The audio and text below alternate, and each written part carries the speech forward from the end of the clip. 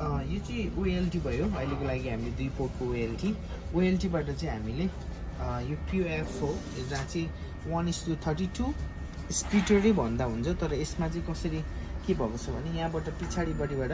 power दिएको छौँ यसमा चाहिँ अनि यसमा चाहिँ यो जुन चाहिँ हामीले यहाँनिर चाहिँ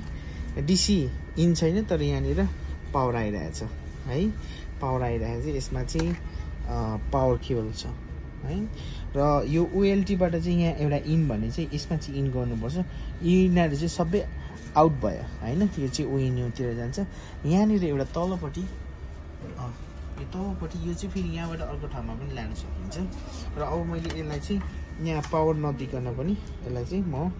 अन गरेर अन पनि भयो साथसाथै यो अप्टिकल फाइबरको लिंक अप पनि भयो हैन अब मैले एक्जाम्पल यहाँनिर यहाँ तल अफ गरिदिए भने यसको लिंक अफ गरिदिए भने यहाँनिर चाहिँ रातो बोल्छ किनभने यसमा चाहिँ सिग्नल हुँदैन यो अप्टिकलको सिग्नल हुँदैन यो अलिअलि टाइम लागिरहेछ अनि अब सेम टाइम के गर्न सकिन्छ भन्दाखेरि यसलाई म निकालेर यहाँबाट नर्मल खालकी वा